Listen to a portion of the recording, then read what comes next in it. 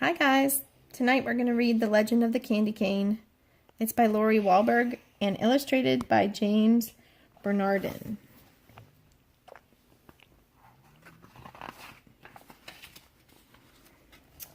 One dreary evening in the depths of November, a stranger rode into town. He stopped his horse in front of a lonely storefront.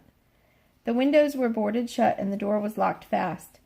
But the man looked at it, smiled, and said, "It will do."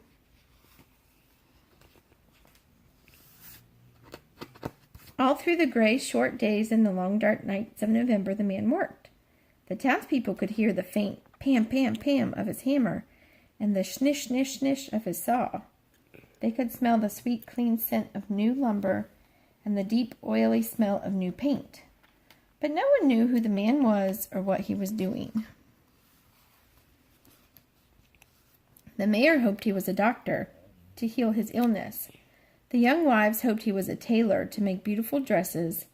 The farmer hoped he was a trader to exchange their grains for goods. But the children had the strongest, deepest wish of all. A wish they did not tell their parents. A deep, quiet, secret wish that none of them said out loud.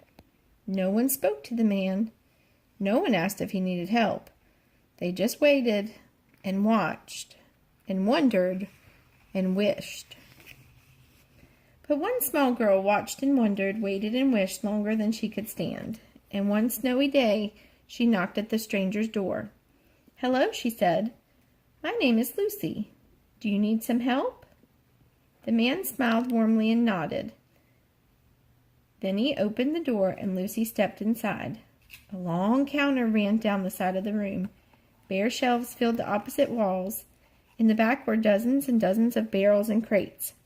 "Could you help me unpack?" the man asked. Lucy's heart sank at the sight of all the boxes. What if they were only barrels of nails and bags of flour? But she removed her dripping boots and hung her coat on a peg. On stocking feet she crossed the rough wooden floor and knelt beside a crate. "Please, open it," the man urged. Slowly Lucy put her hand into the box and pulled out an object wrapped in tissue. Round and heavy, it almost slipped through her fingers. Lucy trembled a little as she unwrapped it. It was a glass jar. Lucy gave the man a puzzled look. "Go on," his nod said.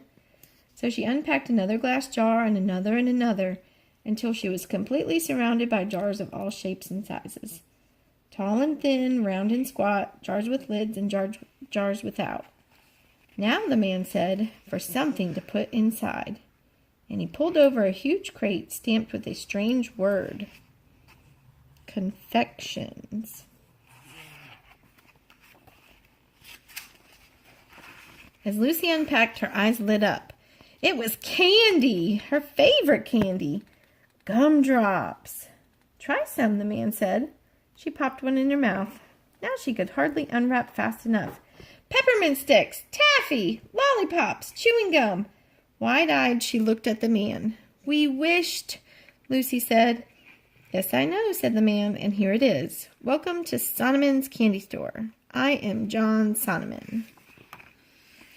Soon the small jar was filled with candies gleaming in their glass jars, raspberry suckers and tiny lemon drops, brightly colored jawbreakers, and long tangles of licorice. Pink and white peppermints for church and butterscotch balls for company. Then, in the very last package, in the very last crate, was a candy Lucy had never seen before. A red and white striped candy stick with a crook on the end. "What is this?" Lucy asked. "This," Mr. Sonneman explained, "is a candy cane. It is a very special Christmas candy." "Why?" Lucy asked. "Tell me," Mr. Sonneman said. "What letter does it look like?" Lucy took the candy and turned it in her hand. "J," she said. "Yes," Mr. Sonneman smiled. "J is for Jesus, who was born on Christmas Day." "Now turn it over. What does it remind you of?" Lucy turned the candy in her hand. She peered down intently. "I know," she said finally. "It's like a shepherd's staff." "Who were the first to find out about Jesus' birth?" Mr. Sonneman asked. "Shepherds in the field," Lucy answered, "watching over their flocks by night." "But, Mr. Sonneman, what are the stripes for?" Lucy asked. The man's eyes grew sad. "The prophet Isaiah said, 'By his stripes we are healed.'" Before he died on the cross, Jesus was whipped. He bled terribly. The red reminds us of his sufferings and his blood. "But then," Mr. Sonneman continued, "the candy is white as well. When we give our lives to Jesus, his blood washes away our sins, making us white and pure as snow." "That," he said, "is the story of the candy cane." "Is it a secret?" Lucy asked. Mr. Sonneman looked at her for a long moment. "It's a story that needs to be told," he said. "Will you help me share it?" It was now the depths of December. The town was whipped round by blizzard winds. For days the sun hid itself. But every morning Mr. Sonneman and Lucy ventured out. They wore heavy woolen coats and bright hand-knit scarves, and in their stiff mittened fingers they each held a bag. They went to every house in town. They traveled to every farm in the country. They knocked on every door.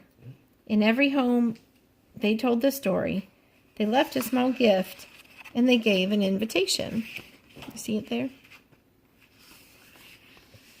On the afternoon of Christmas Eve, the sun finally broke through the clouds, and Sonneman Candy Store officially opened. The mayor came, feeling better than he'd felt in days. The young wives came, dressed in beautiful smiles. The farmers came, eager to trade grain for Christmas gifts. And the children ran in dizzy circles. Yes, their wish had come true. Yes, they had come to share in the opening of the candy store. But they shared something more, something bigger, something better. On that Christmas Eve, they shared the story of the candy cane. They told of the miracle of Christ's birth, the misery of his death, and the mercy of his love. And that's the end. Our 4th day of 25 days of Christmas stories. Have a great night.